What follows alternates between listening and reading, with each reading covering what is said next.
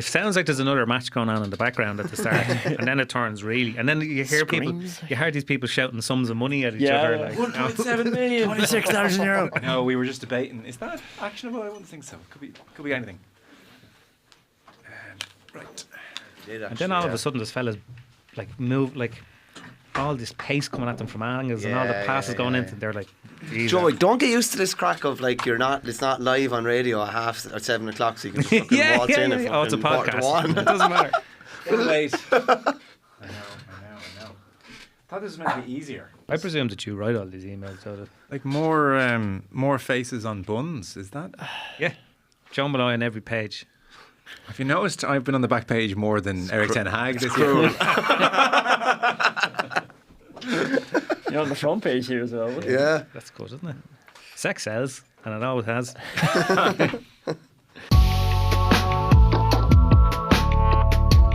Welcome everybody. It is not the Monday panel. Happy to say that Conor McKeon here once again. Hello Conor. Hello Joe. Have you missed a Monday yet? I don't think so. And yeah, apparently you dropped me off last Monday for somebody more important or something more important. There was a Republic of Ireland International that we had to talk about. I'm still not sure what the thought process led to me being Jack. Otherwise, though, ever present, Michael Verney back again. Good to be back, Joe. Do you realise the clip of you talking about a woman lying about being pregnant has had nearly 200,000 views across social media platforms? Crazy world we live in, isn't it? It sure is. It's the best journalism you've done all year. Yeah, that's harsh. No, it's not. It's most certainly not. And Conan Doherty is being dragged along for the ride. Hello. Hi, Joe. Good to be here. So this is not the Monday panel. It's starting to look like me as I look at you three as a bit of a GAA takeover. I'm not really sure what else we're going to talk about, but that's okay given the weekend that was. I would usually do this elsewhere, but I just want to read an email or two if I haven't taken up enough of your time already for a quick moment. So on Friday's panel we were talking about people spending lots of money on sporting events, and Donal emailed in to say, great work lads, really enjoying the new podcast. That's the wrong email. Yes, listening back to Friday's pod, I have a relatable story. A few weeks ago, I made a last-minute decision to go to the Formula One in Monza. Happy enough, general admission tickets, €100. I thought I'll go. Anyway, we're in the queue to the ticket booth at the track. A very angry American guy and his partner in front of us. I got the sense he'd been swindled, didn't want to ask. When we got to the front of the queue, I overheard him telling the seller he had just paid €1,600 for 2 fake tickets, and he wanted to buy 2 more. The seller told him general admission were the cheapest at €100. His partner said, we've come all this way, we're not doing general admission. So he parted ways with a further $900 for 2 tickets. Madness. Cheers, says Rory. So I think that's okay. You know, rich Americans, $900, you know. They could have charged him anything, I'd say. Anything. He would have paid it. Yeah. And then this is more of a nuts and bolts type email, as opposed to editorially interesting. Greetings one and all. Well done on the podcast. Perfect balance and well thought out. I mean, ironically, it's just blind panic behind the scenes, but we'll take well thought out. Any chance, I'm reading this because quite a few people have asked this, any chance of you putting in times of each segment on your show notes? I'm not always interested in all your topics. Nothing to do with your work. I'm just not a rugby fan. I sustained an injury playing 5-a-side football, getting too old, and not being able to run at the moment or go to the gym. I don't have my usual time for podcasts as I would normally, and I'm in a similar position to Joe with a toddler in the house. Just a suggestion, keep up the great work, Kevin. It was a very polite, pleasant email, Kevin. Other people have been far more demanding on this front. We're trying to do that. It's a little bit tricky on Apple for some reason. Spotify is easier. On YouTube, we'll definitely start sticking in timestamps. Isn't that what they're called? Yep. That is it. And we can do timestamps on the show description as well in the absence of chapters. Okay. So if people haven't tuned out by now, they probably have. I was just going to say, so for instance, the first 5 minutes of this podcast is like, Jesus, skip through. Where's the fake pregnancy story? Give me that timestamp. What was the most that you had anybody paying for a ticket to a sporting event? What was the... We didn't get any in of examples. So as by way of example that just struck me there, I was driving through the bits of Augusta that are beside Augusta National. We know you were at the Masters. Gee. I've been in here twice and I've heard this Augusta mentioned. Connor's wearing an Augusta t-shirt, we should say, for everybody listening. Do you think I'd wear it in here? But sort of dotted around in the streets, there are people with signs saying tickets purchase here, because there are some people who come because of the nature of the ticketing to that competition that there are some tickets that you inherit. You kind of keep them forever and you even pass them on. But you had a lot of situations where 4 people would come over with 2 tickets and you can go in and out during the day. But that obviously just leads to people who are so giddy that they want to get an extra ticket so they can all go in. But I was driving along and there are people by the side of the road saying tickets here, and they're literally just sitting out with a big billboard, and somehow they got their hands on tickets. So I had to. So I pulled over. I said, I have to ask, like, how much for the tickets? And he said he had 2 for Sunday, and it was $12,000. Oh my Jesus! Wow. Whoa. Cash only. Well, they didn't have a card machine, so. Wow. Jeez. Well, that's getting up there. And that was on the Tuesday, so they weren't desperate to flog them yet, and I think they were certainly expecting, because I knew guys over there who had 2 tickets between 4, and they were sharing them over the days. But I suppose if you got to Saturday and you were the 2 who were jocked off, weren't going in on the Sunday, and there was something that you wanted to see, it'd be tempting if you had it. I can only keep off the GA chat here, the new rules chat, for so long. Just to mention, by the way, one other thing, we touched on it outside. Did you see that Chris Hoy story? Did you see this? Mad, yeah. Ooh, absolutely horrendous. So 6 Olympic gold medals to his name, and then a gazillion other medals in other sports. He's the 2nd greatest Team GB Olympian of all time. And you would have seen him at the Olympics on the BBC just gone. So you kind of see this, that Chris Hoy, London Times, been diagnosed with cancer. You think, oh dear, it's terminal. 2 to 4 years to live. It's horrendous. So prostate cancer.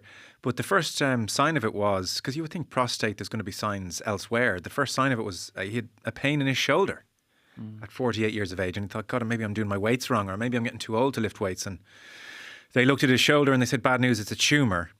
The worst news is that's not the source. And it's just a kind of 2 to 4 years to live. What a torturous amount of time, I thought.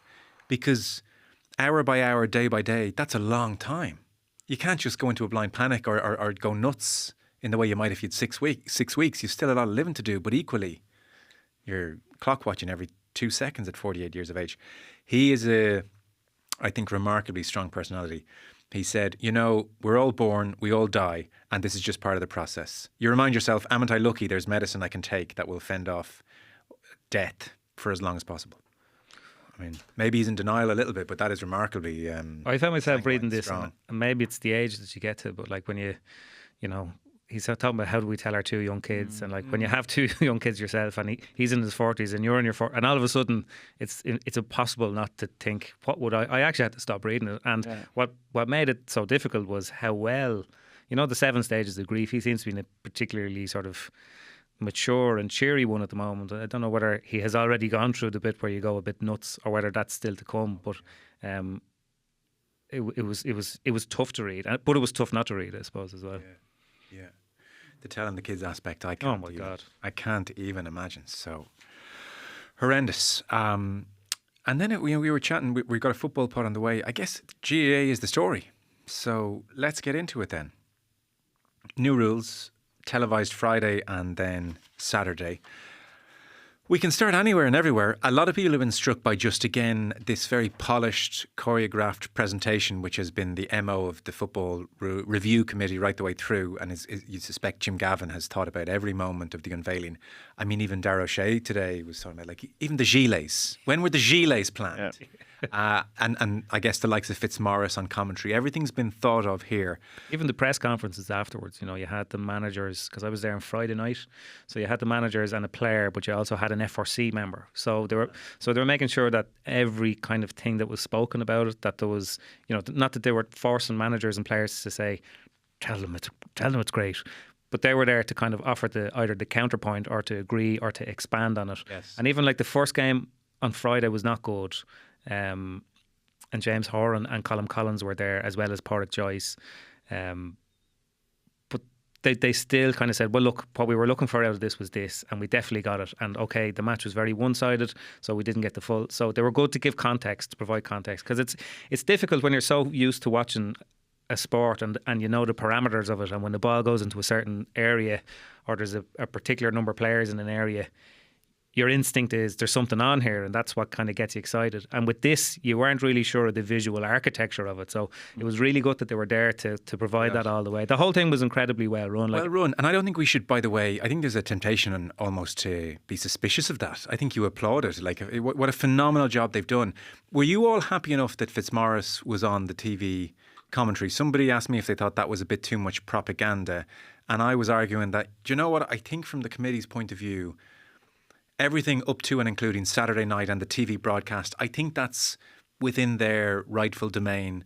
Here's our presentation, and we're going to guide you through this final point in the knowledge that from Monday on, columnists and podcasts and radio will discuss. I had no problem with Fitzmaurice there. Of course, it was sunny side up, but I didn't find it grating or wrong. Well, what do you do for an All-Ireland final? You get an expert on co-coms. You get someone that knows everything inside out, that will see X and Y that everyone else won't. So he was talking people through, like, we know the rules and we've heard about the sandbox games and we've been digesting the rules, but the majority of people are this is the first time they've heard of it, so you need someone to explain it in very basic terminology. Yeah, of course there was a bit of propaganda with it, but I'd rather have that than a pundit who was only learning the rules really for the first time himself or herself at that time. So it would have sounded terrible if you had a pundit on co-coms who wasn't particularly sure, because like I've been to 2 press conferences of the FRC. We did a podcast about it here the following week, and still watching it in real time, it was hard. Oh yeah, that's that thing, and what was that rule? Is it supposed? So you needed that, and like they had 4 quarters as well, and a preview where they had 3 people, the Kieran Whelan and Peter Canavan and whoever else. So they were on hand to provide, if you want to call it a neutral take, critique. Yeah. Whereas I think that's once it was going to be live on television, like it would have sounded really bad just to have a co-com saying, geez, I don't know what's going on there. Yeah, or even I don't like that, or I'd question that, Eamon, because I think you're only 10 minutes into a small sample size anyway. Yeah, but like just last week we had in the Derry semi-final, RT were showing it, and Murray was talking about the old square ball rule. So there was a goal late on, and he was questioning whether this was going to be brought back for square ball. This is the main commentator. There was nobody there to pull him up on it, to correct him. He was just given the wrong rule as it was happening, and that couldn't happen for something like this. It needed to be somebody across the board, because I remember the last time they tried to introduce big changes like this where it was a 3 hand passes, I was the first person to come and clip up something when I saw a referee was blowing it for 1 hand pass, rather than letting the 3 hand passes go. And I was there, look, they don't even know their own rules, and that's sort of the vibe that would have been around the country then on Friday night. And if you had somebody, or Saturday night when Fitzmaurice was there, if you had somebody who didn't know what was going on, it encourages that. Okay. Kind of funny though, because I went to Parnell Park yesterday for the Dublin football final, and like I only saw the first game on Friday night in the flesh, and then I watched the games on Saturday on the television. But I can't not watch football now through the prism of these new rules. I was looking at the number of times that they were going back to the goalkeeper, or the number of teams they got behind, and it's almost, we were saying the same thing about that Derry semi-final that was on the television a couple of weeks ago. They're nearly essential for us to kind of see the benefits, because I think the beauty of the good part of the FRC's rules is that it makes Gaelic football look like Gaelic football. It's not a weird sport. Like keeping 3 players in the opposition's half is not a very extreme provision to make. Going back to the goalkeeper just so you can have an out ball so there's no pressure, that's a new development in Gaelic football. So getting rid of it shouldn't feel weird or different. Can you all give me, because I want to read an email which I think is very instructive and gets to the heart of an issue with the 2 games, which is they were played in the spirit of the rules, which is the great weakness of these games. Can you all give me 30, 40 seconds on overall happiness or otherwise with what you saw? If you were in Congress right now, would you rubber stamp all 7 rules? Kind of a question. Is the option, is it all or nothing? Within reason, for time purposes, no, because you can list off your few that you would reject and keep. Because if it was all or nothing, I would say, okay, just give them to me. Because I was I got caught out, what you were saying about, you sort of know the rhythm of a game now. I got caught out on Friday when the first game happened. I was like, I'll put a bit of dinner on here. And the amount of time I had to stop and be like, what is happening? It's very hard to check your phone. And so fast now, like it's just the ball turned over, it's going back up the pitch. So much is happening. Whereas before, I used to, like when I was doing analysis on games, honestly, you could fast forward 2 minutes, no problem, because you can see the hand passing happening. Just on that as well, when we're filing an online report, you can actually, and it's on the whistle, like you can actually look down based on the noise you can hear, and it's been go lateral going across the field, and you can be like that, and then you can just kind of take a look up, but you can't do that anymore. And like That has to be a brilliant thing. Yeah. Oh, you can't take your eyes off the game. It has to be a brilliant you thing. can't take it off. Yeah. There's too much happening. It's just it's magnetic now because the ball's being turned over. I was thinking if there was a big atmosphere here in a game that actually mattered, this is going to be electric the way this is going up and down the pitch. Almost like hurling. Michael, you can come in on that later on. Are you saying that Gaelic football is better than hurling? Saying it could be. Can I come in on that? Yeah. Because you brought us somewhere interesting straight away. That's where I think Friday and Saturday is a complete false reading. There is not a chance in hell that level of turnover will be tolerated for more than 10 seconds by any manager come championship time. I sat through, and look, the quality of scores made it an okay watch, but it was a tough slog. I was at Galway Donegal in the All-Ireland semi-final this year. At all times, Galway had 2v2 in the other end of the pitch. At all times, 2v2, and it was Shane Walsh and Comer. No Donegal sweeper hanging back there, just a straight-on 2v2. Not once in 70 minutes did Pádraig Joyce's team win possession and say, do you know what, Walsh, give me a 30-yard dash and I'm going to kick it up to you. Not once. And so whether it's 2 up there or 3 up there, Galway in next year's All-Ireland semi-final are not going to kick it up in the same way because they had a Jim Gavin dream in that semi-final and they didn't do it. Now, I really do think what happened on Friday and Saturday, humans are suggestible, and I just think they played in the spirit of the rules. Yeah. So I guarantee you those same games with those same rules, if it was an All-Ireland final or semi-final, when possession is won, the first thought still in the player's head would be hand pass, hand pass, hand pass. Let's take our time and let's plod into the half, and actually we only have to break down 11 instead of 14. The number of I actually found Friday painful to watch because the number of turnovers were actually ridiculous. It was like, this is really poor.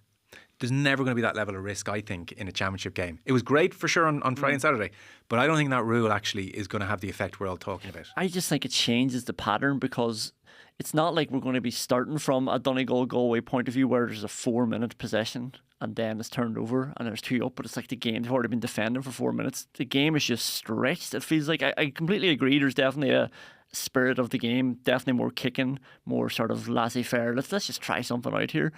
But I just think it's that fast now. It's going to be turned over that often that it's going to be harder to get set into those positions. Now, the biggest threat to that is the goalkeeper rule, like letting the goalkeeper come out, because like you say, it's only 11 you have to break down. And what is the stop? Like, I'm coaching with a team and I'm immediately going to recommend let's get a good player into nets because it's always going to be 12v11 at the other side of the pitch and they can't do a thing about it. So to your point, I guess that's how cynical I'm thinking, is that hold the ball, get into the other half, we'll bring the keeper up and we've got a spare man and less men to break down. I think that's a big weakness. I think the last thing to come in the coaching evolution of this will be the pressing in the opposite half of the pitch. I asked James Horan about this, like which of the rules would kind of get your spidey senses tingling if you were a coach. And he said, well, like if you take that suite where you have to have 3 players in the opposition's half, you can't go back to the keeper in their own half and the kickouts have to be on the 20. If you put those together, if you can get forwards, like forwards are going to have to do something when they're in the opposite half of the pitch out of possession. So if you can press well there, and like one thing that we didn't see at the weekend was you were allowed to leave a player in behind the goalkeeper when he takes the kick out. No team did that. No team gambled on that.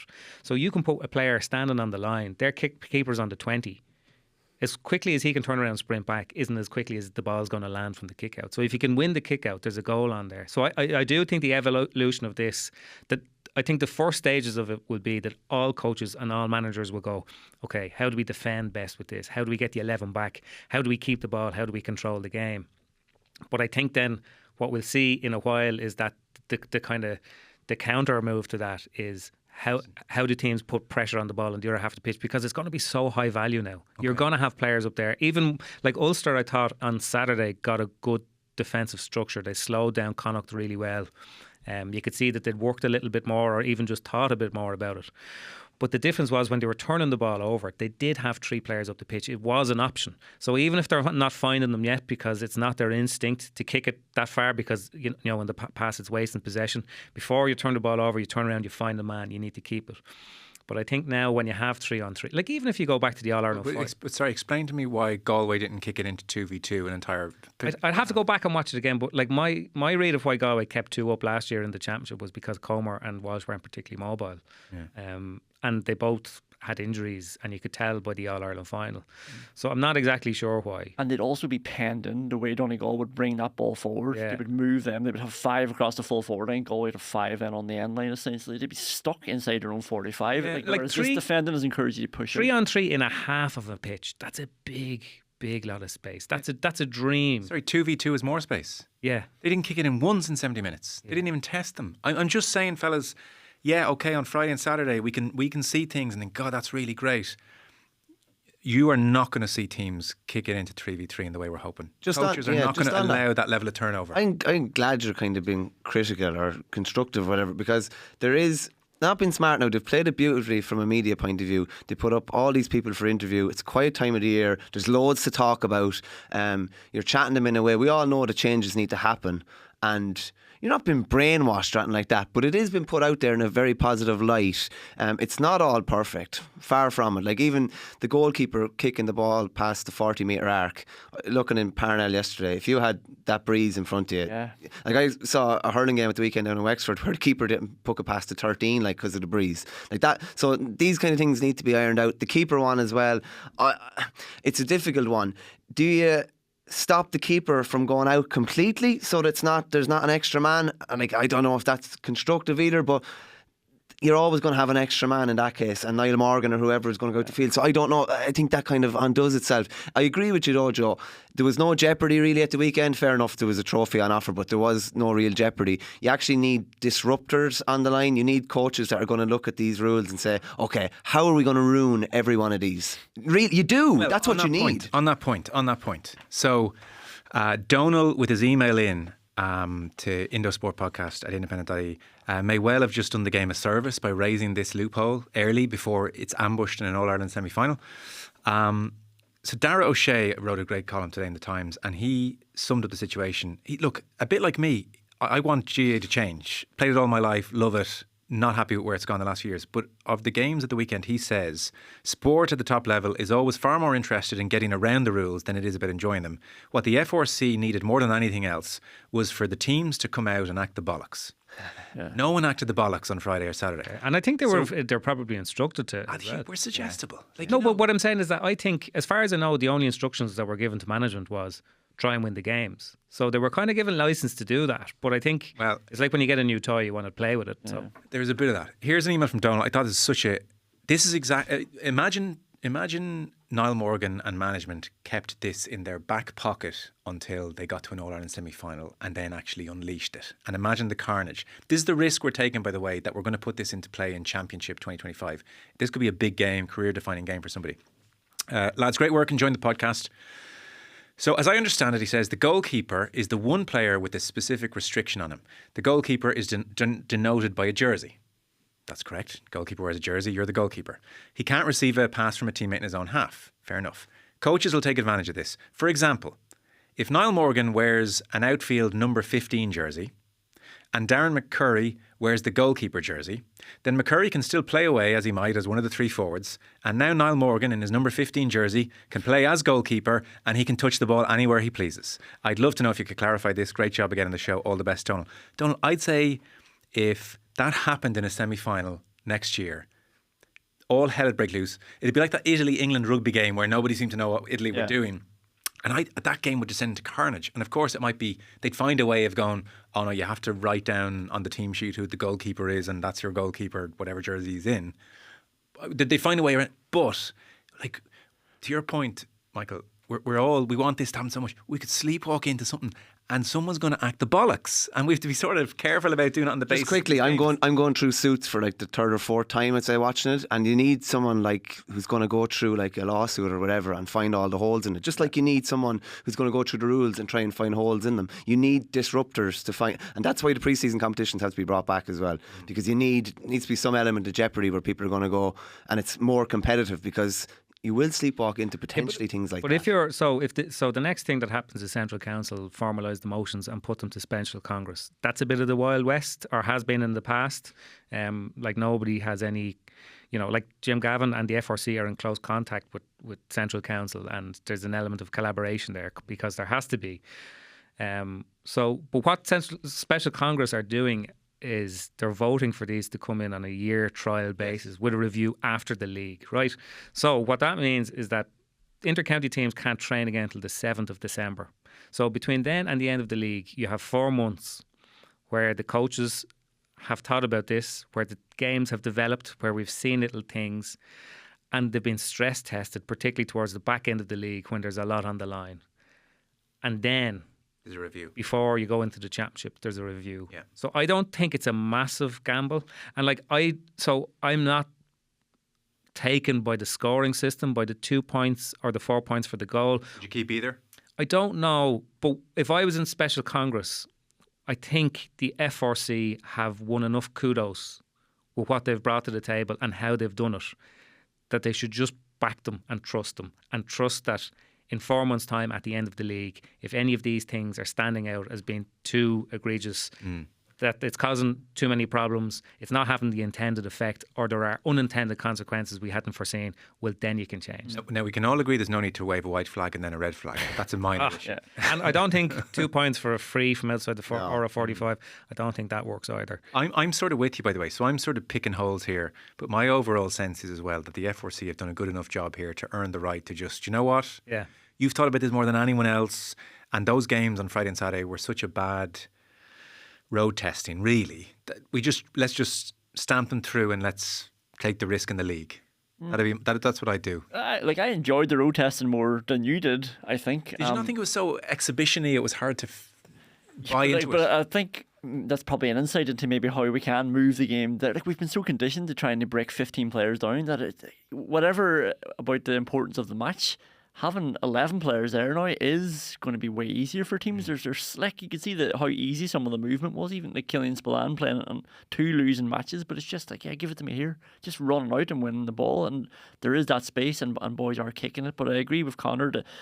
I think the scoring system is one thing that I would really be not against, but like I don't know what the need is if you're changing the rules. Like, do you need to change the scoring system as well? Surely the new rules should be sufficient enough. My worry with incentivising, obviously, the goals with 4 points is you're also incentivising we must not concede. Yeah, and also the beauty of the real beauty of a long range point is that somebody had the bravery to do it when it was worth the same as a 20-meter point. It was like, oh my God, like he like that's a low percentage shot. You know, they couldn't break them down. He was going to get told off if that had went wide, and he went for it anyway.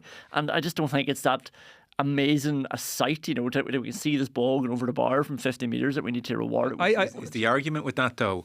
And sorry, I agree with you. So I don't think we're suddenly going to see long balls kicked into 3v3. But I do take your point that when it's trying to break down a defensive 11, there's going to be more space and we're going to see more scores. It won't be the gridlock necessarily. Yeah. But and this is where you have to give the FRC due respect that they've thought everything through, is a big part of the 2 points from outside the area is that without that, then the 11 will say, well, do you know what, let's all tuck in nice and tight and make this really difficult to break down. Whereas with the 2 points outside, that 11 are kind of thinking, we can't drop too deep here. We have to step out a little bit, which creates the pockets that you can pop balls into. That's exactly what it's designed for, because we asked them about that on Friday night. Right. And like, I don't see the need for a 4-point goal. It seems just too... Like, there was another problem, by the way, which was that the scoreboard in Croke Park hadn't been programmed to register the 4 points as... or the goal is 4 points and give you a total. So people spent the whole night looking at the scoreboard, and like it said 111, but it didn't tell you that 2 of those were 2-pointers. So there's obviously going to have to be a uniform in how these things are registered and reported. But I suppose the point is that if you go back to last year's All-Ireland, I'd always take the All-Ireland semi-finals and final as being the kind of the marker for where Gaelic football is, because that's where it's being played at its highest level at a particular time. And if you wanted to set up a team not to concede a goal, you could do a very, very good job of it. Yeah. And I suppose if you move that down to 11, you're still increasing it, but you know, the overload with the goalkeeper, does that create many goals? Not really. It creates maybe an extra point chance. But I think even with 11 players defending deep, you can stop teams scoring goals. But the 2-point is kind of an incentive or whatever for you to have your defensive line that little bit higher. Because look at Rian O'Neill on Saturday night. Like, that was incredible. Yeah. Like, I know Niall Morgan looks brilliant when he does it, but Rian O'Neill's striking the ball. He looks like he's kicking a 10-yard pass to somebody's chest and the thing is sailing over the bar. And I think it's really interesting because it's exactly the thing that inter-county players have been coached over the last 5-6 years not to do. Yes, I know. Nobody, what was there? Shane Walsh. Was it one year when Dublin got to the All-Ireland final that hadn't taken a shot from outside? Yeah, whatever it was back in the day. So I can understand the incentivizer, but it just seems a bit weird in real time because we're all used to the scoreboard ticking up by one all the time, and it takes a bit of getting used So to. are we all rejecting 4 points for a goal? I sort of am as well. I'd keep 2 points and I'd lose 4 points. The 2 and the 4 go hand in hand though, so they're trying to draw you out, so that they're trying to make sure that you have to push out so to stop the 2-point shot basically, and then by drawing, if they come out, they're trying to incentivise the longer ball in, and obviously saying that 3 is not enough. 3 probably is enough though, I think is it? 4 is a good old. 4 is a lot. Helping. Just an unintended consequence of this, like, it's going to suit the better teams. Well, that is the big thing. Like, and like The we're talking gap will about, widen. yeah, we're talking about Hammerons in Leinster or whatever. How like, so? Explain that to me, fella. Like the better kicking teams, Okay. the Dubs, etc., the more skillful teams, the team with Provincial championships next year will see some Yes. very, very ugly scorelines. We're going to be talking about tiered championships again now, like into 3 and 4 different tiers, because I think just it'll be really good for teams of equal standard playing each other, but I think when it's Dublin playing Laois, That's been raised a fair bit, and I understand where they're coming from. But I think if you look at the FRC's remit, which is what they're sticking very, very closely to, there's literally no mention whatsoever that they have to preserve the ability of weaker teams to manipulate a game where they can make it closer. Like, God himself can't solve that situation. No. Early provincial matches, it's just a write off those games, aren't they? And I just say something as well. It's not mad to see Jim Gavin in a different light. Like, he's on a charm offensive Salesman. media. Like, it's unbelievable. Like, he was everywhere. Everywhere I turned on the radio, he was there on Saturday. And what did he perform well? I think he came across very well, and they both players are looking forward to resuming their inter-county careers. This type of monotone stuff that we got during his Dublin days, you could see a different manager behind the scenes. That's kind of more what we saw, the personality, I would say, and the military precision. You were on about how well organised it was. Like, I know lads that went to the first Sandbox game, and there was black gear and white gear, and they took home the gear with them, and this kind of stuff. It was like it's been unbelievably well organised. And I'd say you're saying about the scoreboard there, that would drive Gavin bananas. And you can guarantee whenever that happens again or something like that they'll have every little thing ironed out. Could I just give a shout out to the most superfluous penalty shootout in the history of organised sport? Why did they do that? It was just Draw is perfect. Nobody cared who won, and got to expose how poor Gaelic footballers are at taking penalties. It was a wonderful finale though.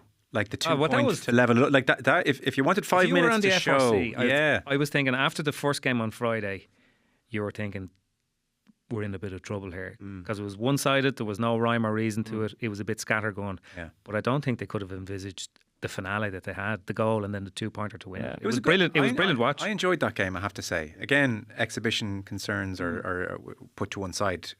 As a 60 minutes, 15 by 4, it flew by. It was good. yeah. It's easy on the eye. It is quite easy on the eye. Now, again, you do need disruptors. You need people trying to stop other teams playing the game. But that'll come in time as well. But I honestly, like this, at that match yesterday, and it was quite compelling and gripping, the Dublin County final for lots of reasons, including the weather. But it was kind of crazy because I'd watched the guts of 4 games basically under the new rules. And I got used to it so quickly just because it kind of looks like football as you imagine it in your head. And then I saw the reality of what football actually is. And these are 2 very well coached, high quality teams. And obviously, like with the wind, it forces you to defend more. But both teams got basically everybody behind the ball. And there was long periods where they were just kept going back to the goalkeeper, the outball, the outball, the outball. Yeah. And basically what you have there is a long time where nothing happens in a game. And I think with these rules, you won't have that. And if that's the only thing that they solve, they'll have done a brilliant job. On the goalkeeper, because I think, Conan, your point is very well made, that Morgan joins the attack and it's 12 attackers against 11. That feels a little bit off. Obviously, with every point we're making, I couldn't emphasise enough, the FRC have talked about this to death and they know everything we're raising they've talked about and thought about. I'm presuming on that front, it's just a concession to the goalkeepers. They appreciate they're hamstringing goalkeepers and they don't want to completely screw them over, so they're making this one little bit of an allowance. And maybe it doesn't feel great, but they think it's the right thing to do by goalkeepers. Well, just don't play in nets and don't be a goalkeeper. Do you know? I don't want to mark Conor McKeon. Don't be a cornerback. And you know, if you want to play on the team as an outfielder, just get better and be there. Niall Morgan could definitely do that. Like Jim Gavin did exactly what you're saying. That's what they're thinking. He said it's a nice evolution of the game. It's part of the evolution, but. I mean, the reason we're doing this is because of evolution, and we're having to have an intervention to stop that evolution happening. Evolution is fine so long as it doesn't bore us. So like, if you want to be a goalkeeper, in my opinion, just be a goalkeeper. And I think Niall Morgan is amazing, especially under the current rules. Like what he's done is absolutely perfect. By the way, Aidan O'Shea's going to get another 5 years.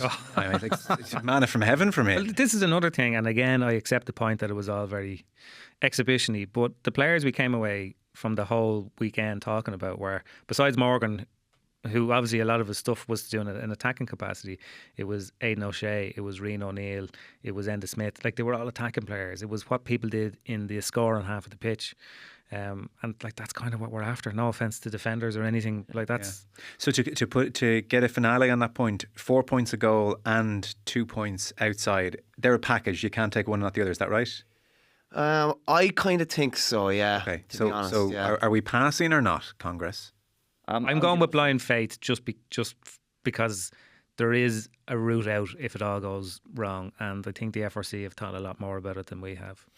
I respect Congress's motion to ban transparency from so I'm going to go and do a bit of wheeling and dealing here in the back. Although we're giving a lot of credit to, obviously, like, they deserve a lot of credit, but they've done a year of studying, research, talking, road testing.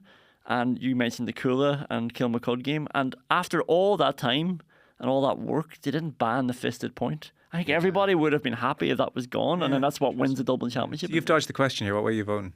I would say no to the scoring system. Keep it as is. I don't want to reward. Like, I know it's an amazing thing to do, kicking the ball from that far out, but I just think it leads to a lot of moves breaking down because people are just chancing their arm. It's more like... I don't think lads will chance their arm, though. It'll still only be a handful of lads that will actually have a kick. I disagree with you, because I was talking to somebody who's involved in a sort of analysis brief with a county, and they had, now in a tiny sample size, that's the big asterisk here, they'd done a tiny sample size of whatever sandbox games they'd watched or internal games of one of the provinces, and they made the point that their conversion rate from the 2 point arc was such in their sample that they had, that if it stayed like that after next year's league, no player would ever shoot from inside the 2 point arc ever again. Really? Yeah. But that speaks to me that teams, there's no sense of defending the 2 point arc yet. It's not considered a danger zone yet. But it will be. Yeah. Well, it's a bit like the 3-pointer in basketball. Now it's just where you shoot. Like, it's the only way to do it. And it's funny, John Green made the point on Friday off air. We were chatting and I said, God, that's a great point, you should make that on air, and then we just subsequently forgot. But like, the effect of rule changes can be decades in the making. And to use a concrete example, the back pass rule in soccer changed in 92, give or take. Denmark, the final nail in the coffin. You can draw a line from 1992 and actually say the full consequence of that change wasn't on display until 2008, when Pep Guardiola dragged his two centre-halves back to beside the goalkeeper and said, this is how we play now. Because goalkeepers got so much better with their feet. And now another 10 years on, plus change, you're seeing the full effect of the back pass rule when you watch a game. It's transformed it, but it took, if you go from a game in 1994, goalkeepers still crap with their feet, kicked everything long, etc., to where we are now 30 years later. That's the interesting thing here. It comes back to your point about shooting outside the 2 point line, or what kind of players are going to now come through over the next 10 years if they do pass these rules. There's going to be an initial change, and then there's going to be who's the Steph Curry who's going to really transform it. Last one. How would you feel? Why is it the last one? No. Are you wrapping things up? No, yeah. Sorry, Michael. Somewhere to be. Bernie's got a hurling match to watch. I'm just getting it in the ear here to wrap this up. If you're... Paddy Burns was very good at the weekend. I thought he spoke very, very well. If you're an All-Ireland champion going into 2025, and these are the rules you've played all your life, and you're not saying elder statesman, but if you're in your early 30s and you're playing inside defender, you want the old rules, don't you? Like it's I like when the helmet rule came in. A couple of lads probably did retire from County hurling. Dermot O'Sullivan and a couple more. You want the old Michael rules, don't you? Murphy wrote a piece last week, and he was basically saying, as a player in the GPA surveys, he always voted against any change. Yeah. And now that he's out of the game, he's like, okay, I'll have changed now. But like, you're not messing with my career. Yeah, last one. I'll say when it's the last one. But what is that? Because is it like some sort of Stockholm syndrome as well? Like, where so many players who come out, like even the ones being interviewed on TV. In fairness to the FRC, they were allowing that to happen as well, which is what we want. But most of them, is it just a safety blanket? I don't think players don't see games as being entertaining or otherwise. They just see it as try and be good and try and win matches. And when somebody comes along and you've been coached a certain way and you've absorbed all this information and you're starting to get good at what you do, Paddy Burns in his case being an All-Ireland champion now, and somebody goes, well, we're actually redrawing the pitch and you have to do all this other stuff. That's like, I mean, there's total hostility there. Of course there is. Like, if you're a cornerback and you've refined your attacking skills, and now you're being told, actually, the first thing we want in the cornerback is, can you man mark? Yeah. You might feel very hard done by all of a sudden. But I think what was really interesting about all of this was that until about 6 weeks ago, there was a very big body of opinion in Gaelic football that it's not that bad and there's a lot of good games and the standard has never been higher and the wheel will turn.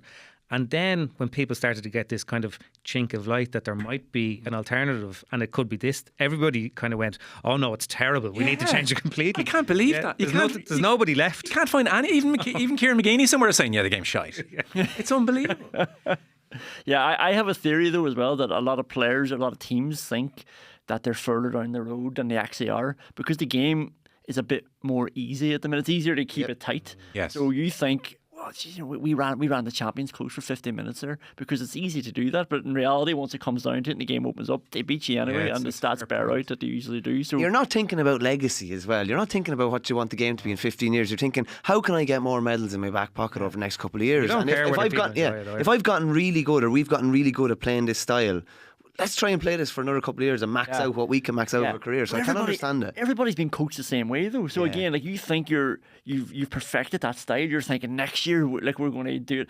Everybody's doing the same thing in training. How do you spread these defenders out? Sprint at that guy to free up a loop runner. Like it's just everyone's doing those same passes to play, but they think because they're only concerned. It's like every club team rates their own club players a little bit higher than you actually really are. Like, I can't believe he's not in the county team. Yeah, I think next year, even though it's going to be a trial year, it's actually going to be a bit of a misread, and it's going to be a lot of fun too because there's going to be all sorts of quirks and nooks and crannies, and people are going to find things out.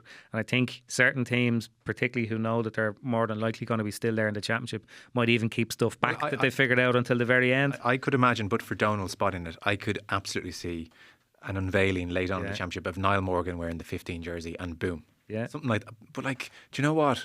Great. I'm just here for the crack as well. Find whatever. Some people just want to watch the world burn, don't they? What's interesting as well, Joe, is what you said about the back pass there. If these rules come in and you have guys and girls coaching different ways, well, it won't be girls. The whole way by the way, girls. By the way, there is now really is a different sport. Yeah, no, but I'm even saying like women coaches within Gaelic football. Sorry, yes, yeah. They're going to be coaching a different way, and all of a sudden what's the game going to look like in 20 years? What are those rules going to look like? It could be fascinating, really. Yeah. I know when we did the podcast here about it, Colin made the point that coaches will kind of, revel in this. But I think there's a lot of coaches out there, particularly the ones that are getting paid a lot of money for what they have, will be a little bit worried because everything they know is wrong now. Correct. You have to redraw all your lines. There's different amount of space everywhere else. 1,000%, yeah. We're all keeping the 50-metre punishment for stopping a quick. What a great rule. Rubber stamp done. Yeah. Handing the ball back as well. No debate needed. I didn't really. But that's where Darragh O'Shea's going, come on now. Is someone going to have the bollocks here or not? You have to give it a little kiss before you give it to him. You walk backwards with the ball as you're about to give it and you take another 5 seconds. I love the fact you can't give it to the referee because that was always a great out. Yeah. And it there and he's like, there's nothing they can do. Like, I'm giving it to the referee. Call him sir and give it to him. Physicality removed from the game was one of the complaints I saw. I think that was part of the exhibition vibe that you're talking about, and so you're taking my exhibition point when it suits you. Yeah, when it suits me, definitely. One of the players did make that point that it's harder to get contact because the ball's moving that fast. It's like, well, that's fine, is it not? Like, surely we would take that. Yeah. There'll be some physicality, surely. What you'd love to see is, remember Nigel Dunn did a piece, a first-person piece on the Sandbox Games, and he said, hopefully what we'll see is James O'Donoghue versus Key Higgins, 2014 All-Ireland semi-final replay over and over and over again. Brilliant attacking, but it'll encourage brilliant defending. Like really good one-on-one defenders now. Yeah. Like that. Like when was the last time you remember a great duel like that? Because Simons and Clifford, maybe. Yeah, that was it, because that game was played on those terms. But like I remember, like when, working in here and covering All Ireland finals since 2006, and like up until about 5 years ago, you'd spend a week talking about what the matchups were. Now they're totally irrelevant. Like they're not a thing, Yeah. So, fellas, it sounds like in broad terms, you'd all largely, a quibble or two at the scoring in your case, Conan, but you'd all say, do you know what, in the FRC we trust. If I can order one of those gilets online, I'm getting one, and you're voting yes. Is that kind of the gist here? Well, I would, I'd like to, I think that there's enough good points in all of them that they're worthy of a 4-month trial in the league. Fair point. It's hard to argue with that, Michael. Yeah, so just if we're not happy after the league, there's a review. How much could be ripped up then before? That's a good question. Yeah. And what would concern me is that even, I know we're talking about pre-season games, but even the league, people talk about not taking too seriously. And I know there was a Zoom call with some of the managers, the county managers were on it, and a lot of them didn't speak. Almost like they're just there gathering information, nodding along. Let's see what everybody else is doing, and I'll just keep everything to myself, which I'd imagine a lot of them, like imagine Jim McGuinness, he's not going to show what he wants to do in the league. No, that is the thing. To hark back to the Niall Morgan example, because it's a good one. Why would you show that to the FRC in the league? If you think, God, we've got one here. I've got a way around us, yeah. Niall Morgan's got the 15 jersey.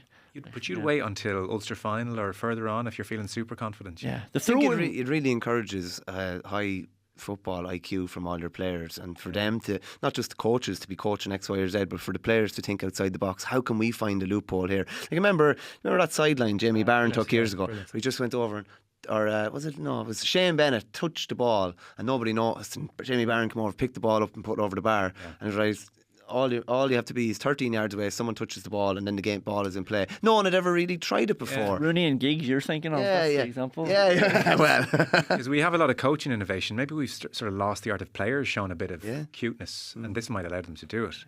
Just by the way, on that final at Parnell Park, Cuala 14 points, Kilmacud 110. So the 4 in a row is stopped by Cuala. They are football champions for the first time since... Ever. Okay. First final since 88. I was driving by Parnell Park. I'm in that vague area. And honest to God, it felt like 1 million people in red and white were just marching up Collins Avenue en masse. And I thought, how are they all here at exactly the same time? And of course, you explained to me. They rented a dart. So it just meant that it wasn't stopping at those really rough stations in Stillorgan. You're actually for real, are you? Yeah. It's brilliant. There was nobody in Parnell Park at 2:10 yesterday, and by 2:15 the place was thronged. Brilliant. Sorry, they rented a dart across the capital city on a Sunday. They sure did. Brilliant. That's how they roll. What is the equivalent in Dalkey if there won't be a cow milked for a week? There won't be a Tesla charged. Oh, brilliant. Dear. Hey, well, look, good on him. Renting a dart, that's a move. I don't know what the story was, but it was... How much is a dart to rent? Well, I'm doing a podcast from a dart. We're getting everybody from the sports department in. We'll have a chat. I'd say the pubs around Donnycarney weren't particularly happy now with a 10,000 sellout county final and nobody there 10 minutes before or 10 minutes after. Joe, that's a brilliant idea for a show, by the way. It isn't it just? So you have different columnists and people getting on at different stations. Oh, look, it's Colm Keys who's joined the conversation. Michael Verney gets in last one. Yeah. I have to say, I didn't actually I didn't realise darts were available to rent. Neither did I, but...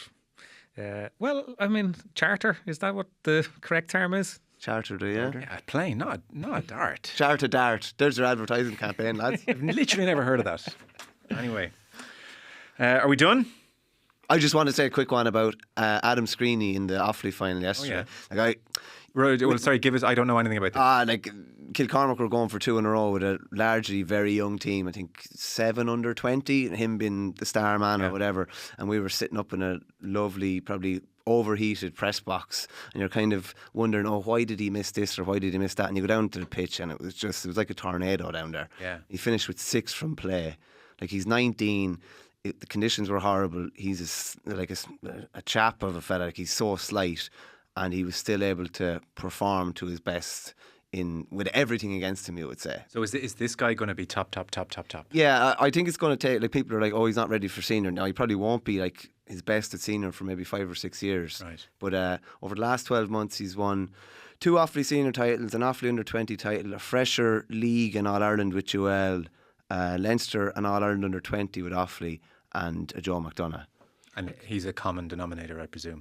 He is. Yeah, he's And am I right in saying that's the second year in a row Kilcormac Callaghy have won Senior 1 and Senior 2? And Yeah. So worrying really for everybody else, to be honest with you. We did beat them in the under-15A final at the weekend, thank God. that's the big one. So 6-7 years time, here's hoping. Yeah. A last one then. Does what happened at Croke Park on Friday or Saturday and the Rubber Stamina Congress, does it mean anything for hurling? It'll probably mean, like, the question that immediately popped into my head any time I was interviewing anyone is, what rule would you like to change in hurling, or what change would you make? I'd say we're a few years away from making any major changes. Well, the countdown clock. I mean, if the countdown clock is there for football and there's a hooter, like it's Is the countdown for there was football? there was a hooter, yeah. But was that a rule trialed? Yeah, that was part of it. Yeah. So there's I thought that was more like a bit like the quarters. We're just doing that for no. tonight, So Martin. the quarters were brought in because the GPA in consultation Yeah. said, well, players are playing 2 games in 24 hours. It's kind of technically out of season. Yeah. We need a kind of a break. But the countdown clock could be there next year. The countdown clock is one of the proposals. But I mean, it's a With a strange thing hooter. to say about 2 separate games. But that's why they kept stopping the clock. So, a great innovation as well, I thought, was the referees being mic'd up. Oh, well, so you listen, could yeah. you could hear them saying, "Okay, we're stopping the clock here." And if Aidan O'Shea got a point at the end of the first game on the Friday, where it was a big skyscraper and the hooter went while the ball was in the air. But the funny part of that was a couple of times the dart went past and they beat the horn and everyone thought it was the end of the quarter. Was that a Dalkey trial? One of the cooler boys, the ultras. But you know, obviously they're separate sports, but I just like that there is a link between them as much as possible. I sort of think if the clock is counting down in football, I'd like it in hurling. Oh, that makes perfect sense. I don't love the scoring system. An aspect, not the aspect, but an aspect I don't like is that it's now different from hurling. Yeah, suddenly 114 is different across the. Yeah, there is a bit of that. You know, like it's a big decision to make, but I guess for the greater good, you know. For It's going to be hurling, mad to see like 1-1-14 or whatever it's going to be reporting wise. There was a big conversation in here because John Green told me about it, and they were saying, "Well, how do we report this?" And they were saying, "Well, you have to put 1, 2," and then it's like, "But what if one of them is a 2-point free?" So there's now about 6 categories of scorers, and it looks like kind of hieroglyphics on the page. But maybe we'll all look back in a couple of years and sort of laugh at how silly we were about the minor points. Yeah, you know? quite Conor possible. McKeon, 1 mark, 1 free, 1 2-point free, 1 2.45, 1 4-point goal. Like that's going to be the sort of brackets now that's going behind your name on the player, right? Yeah.